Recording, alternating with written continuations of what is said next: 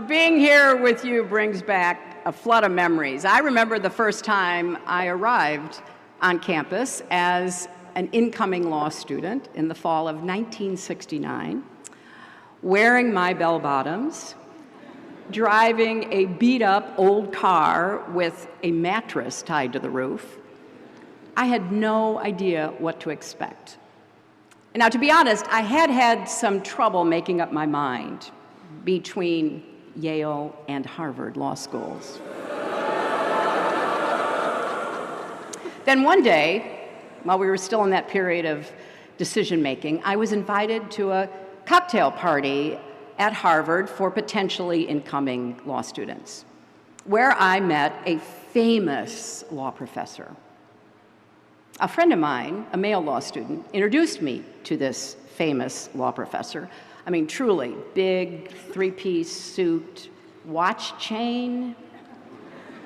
And my friend said, Professor, this is Hillary Rodham. She's trying to decide whether to come here next year or sign up with our closest competitor. Now, the great man gave me a cool, dismissive look and said, well, first of all, we don't have any close competitors. And secondly, we don't need any more women at Harvard. Now, I was leaning toward Yale anyway,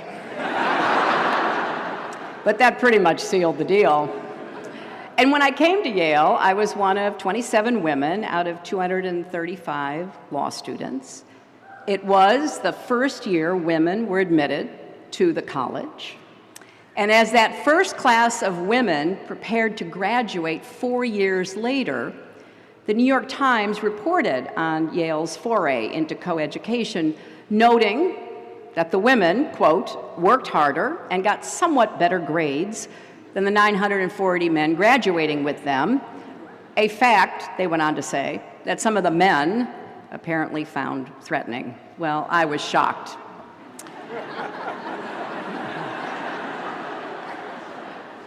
But over the years, Yale has been a home away from home for me, a place I've returned to time and again. I spoke to Class Day back in 2001 on the 300th anniversary of the university. And I hope that that will be the case for many of you as well. This school has been responsible for some of my most treasured friends and colleagues, people like Jake Sullivan and Harold Koh, and I've watched some of you grow up, like Rebecca Shaw, who's graduating today, and you'll hear from shortly. And I've been honored to serve over the last year or two, working with some of the Yale Law School faculty, including the new dean, Heather Gerken. Now, Yale grads, many of whom are also here today, have worked for me in the United States Senate, the State Department, on my presidential campaigns, and I have been so well served. I have a very dedicated campaign intern here graduating, David Scheimer, the class of 2018. But I have to confess, of all the formative experiences I had at Yale, perhaps none was more significant than the day during my second year when I was cutting through what was then the student lounge with some friends. And I saw this tall, handsome guy with a beard who looked like a Viking. I said to my friend, well, who is that? And she said, well, that's Bill Clinton. He's from Arkansas, and that's all he ever talks about. And then, as if on cue, I hear him saying, and not only that, we grow the biggest watermelons in the world. And I was like, who is this person? But, you know, he kept looking at me, and I kept looking back. And so we were in the law library one night. I was studying.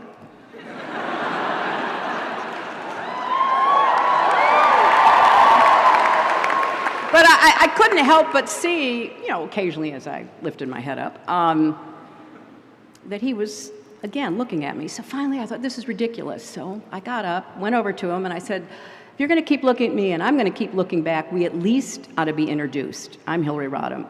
Who are you?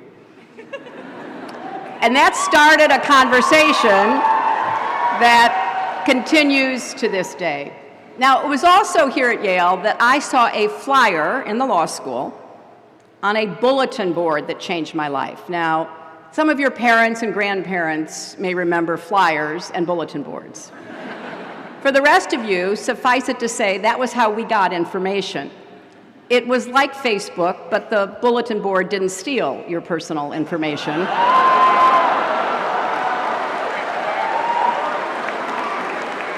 So one day, I saw a note about a woman named Marian Wright Edelman, a Yale Law School graduate, civil rights activist, who would go on to found the Children's Defense Fund. Marian was coming back to campus to give a lecture. I went. I was captivated to hear her talk about using her Yale education to create a Head Start program in rural Mississippi. And I wound up working for her that summer, and the experience opened my eyes to the ways that the law can protect children or come up short. Because like many of you, I learned just as much outside the four walls of the classroom as I did sitting in a lecture hall. And I discovered a passion that has animated my life and my work ever since. Now, a lot has changed since I was here. In 2019, Yale will celebrate the 50th anniversary of the matriculation of women at the college and the 150th anniversary of the first women graduate students at Yale. And I heard that Yale officially changed the term freshman to first year. I also heard, amazingly, that the Duke's men and the Whiffenpoofs have started welcoming women. Now, as for my long-lost Whiffs audition tape, I have buried it so deep, not even WikiLeaks will be able to find it. Because if you thought my emails were scandalous, you should hear my singing voice.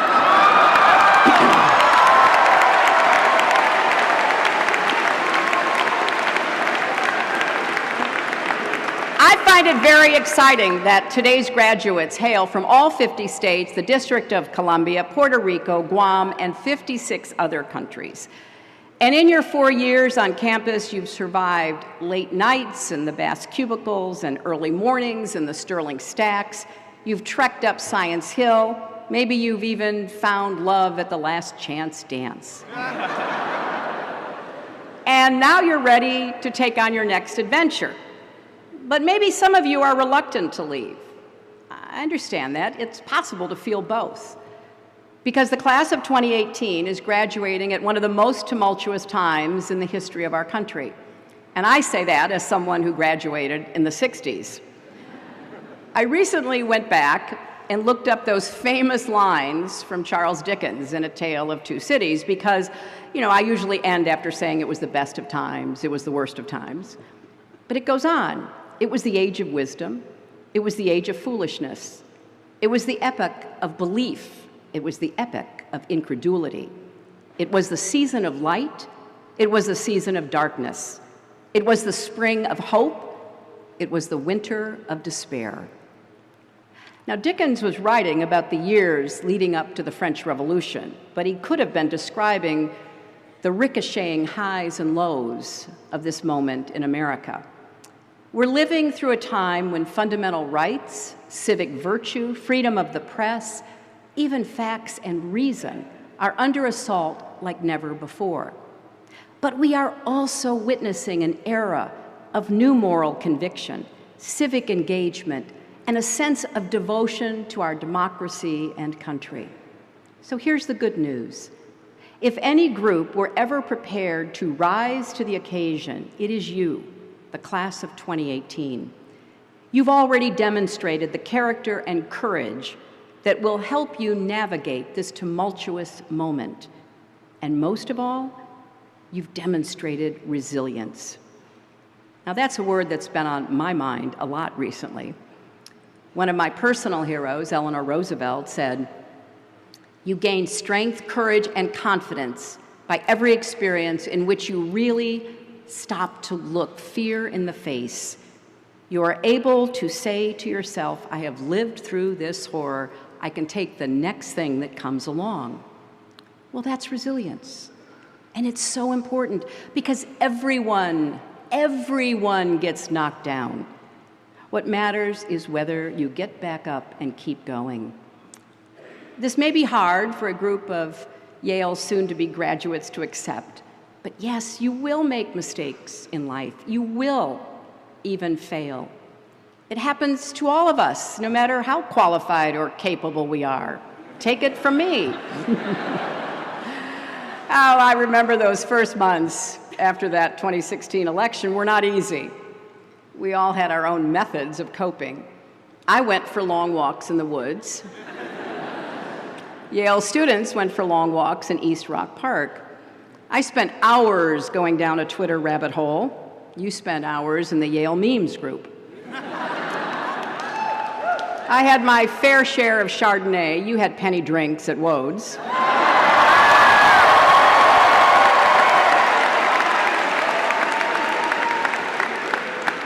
I practiced yoga and alternate nostril breathing. You took psych and the good life.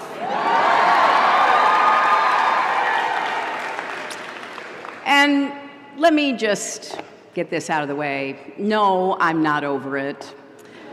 I still think about the 2016 election. I still regret the mistakes I made. I still think, though, that understanding what happened in such a weird and wild election in American history will help us defend our democracy in the future. Whether you're right, left, center, Republican, Democrat, independent, vegetarian, whatever. We all have a stake in that. So today, as a person, I'm okay, but as an American, I'm concerned. You know, personal resilience is important, but it's not the only form of resilience we need right now. We also need community resilience. That's something that this class has embodied during your time on campus. Literally at times, like in the March of Resilience your sophomore year. It was the biggest demonstration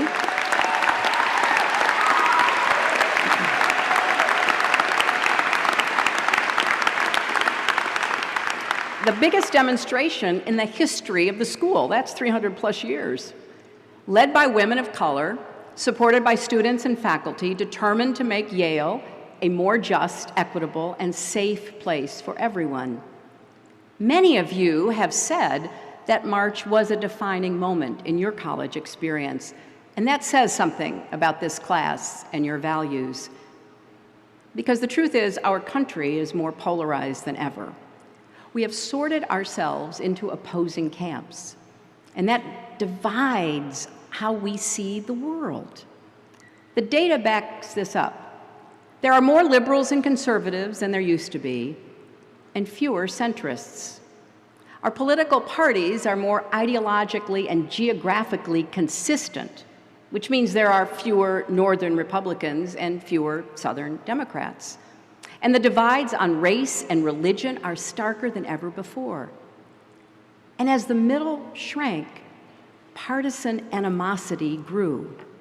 Now, I'm not going to get political here, but this isn't simply a both sides problem. The radicalization of American politics hasn't been symmetrical. There are leaders in our country who blatantly incite people with hateful rhetoric, who fear change, who see the world in zero-sum terms, so that if others are gaining, well, they must be losing. That's a recipe for polarization and conflict. Our social fabric is fraying, and the bonds of community that hold us together are fractured.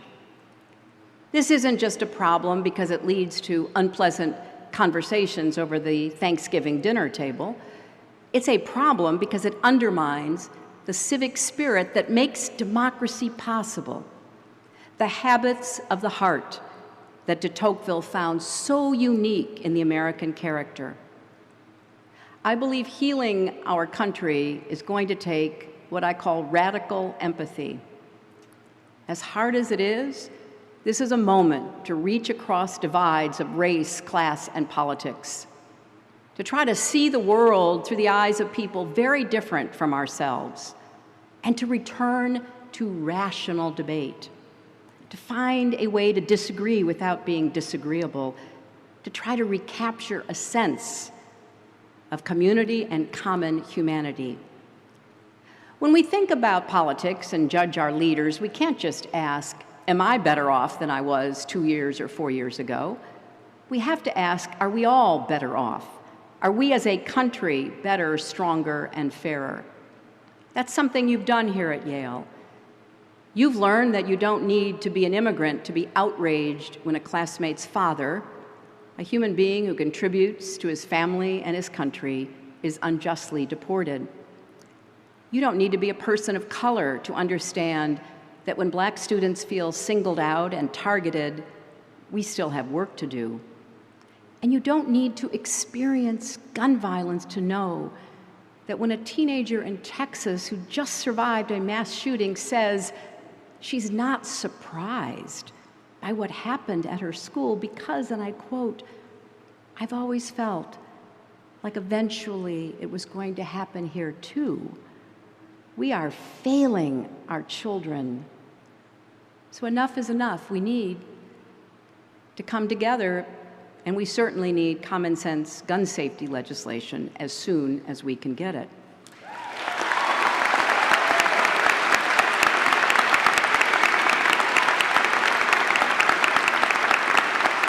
Now, empathy should not only be at the center of our individual lives, our families, and our communities, it should be at the center of our public life, our policies, and our politics.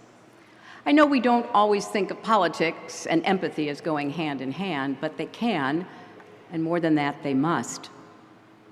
As former Secretary Madeleine Albright writes in her terrific new book, Fascism, A Warning, she says, "This generosity of spirit, this caring about others and about the proposition that we are all created equal, is the single most effective antidote to the self-centered moral numbness that allows fascism to thrive." And of course, Madeleine had personal experience fleeing the Nazis in Czechoslovakia as a baby, returning after the war, fleeing the communists as a young girl. Now that brings me to one more form of resilience that's been on my mind over the last year, democratic resilience.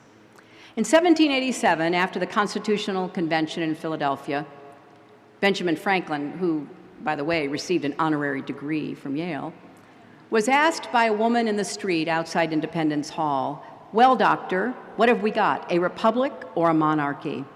And Franklin answered, "A republic, if you can keep it." Right now, we're living through a full-fledged crisis in our democracy. Now, there are not tanks in the streets, but what's happening right now goes to the heart of who we are as a nation. And I say this not as a Democrat who lost an election, but as an American afraid of losing a country. There are certain things that are so essential they should transcend politics.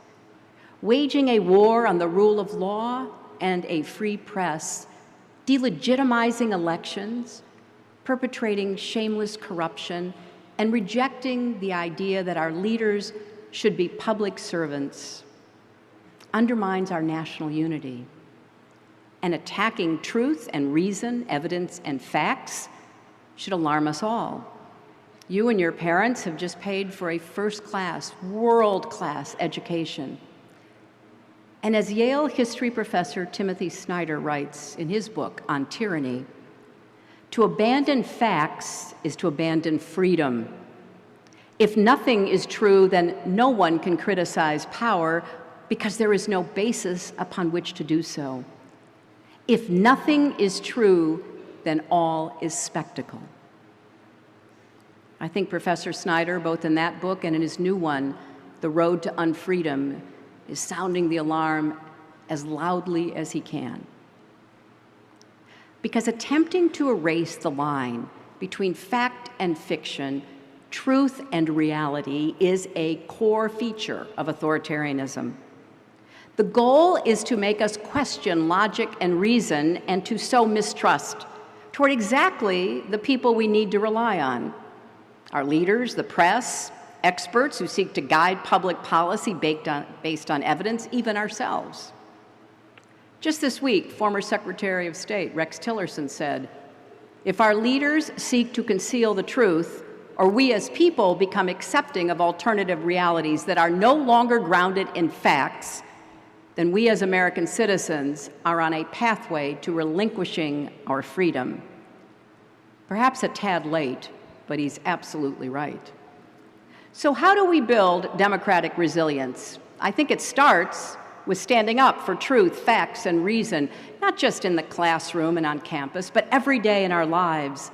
It means speaking out about the vital role of higher education in our society to create opportunity and equality.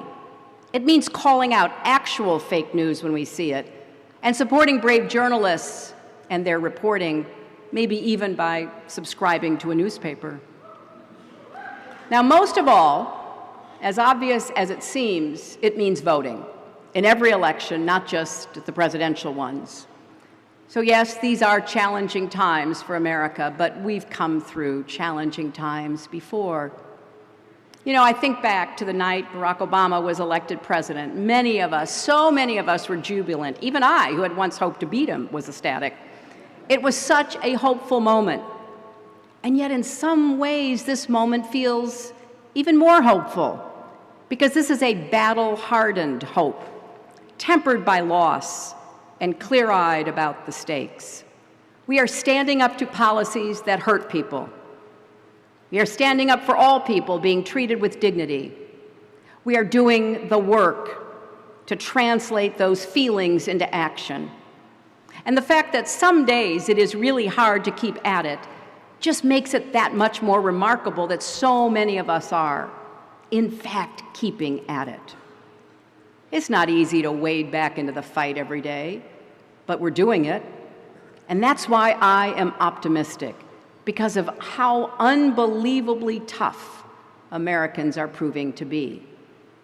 I've encountered lots of people in recent months who give me hope. The Parkland students who endured unthinkable tragedy and have responded with courage and resolve. The leaders and groups I've gotten to know through Onward Together, an organization I started after the election to encourage the outpouring of grassroots engagement that we're seeing. Everyone who is marching, registering voters, and diving into the issues facing us like never before, some for the very first time in their lives. And I find hope in the wave of women running for office and winning, and hope in the women and men who are dismantling the notion that women should have to endure harassment and violence as a part of our lives. So we have a long way to go. There are many fights to fight, and more seem to arise every day. It will take work to keep up the pressure, to stay vigilant, to neither close our eyes nor numb our hearts or throw up our hands and say, someone else take over from here.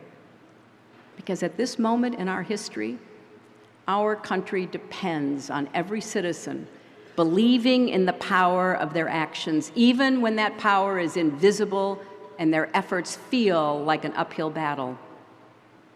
Of every citizen voting in every election, even when your side loses. It is a matter of infinite faith, this faith we have in the ability to govern ourselves, to come together, to make honorable, practical compromise in the pursuit of ends that will lift us all up and move us forward. So yes, we need to pace ourselves, but also lean on each other, look for the good wherever we can, celebrate heroes, encourage children, find ways to disagree respectfully.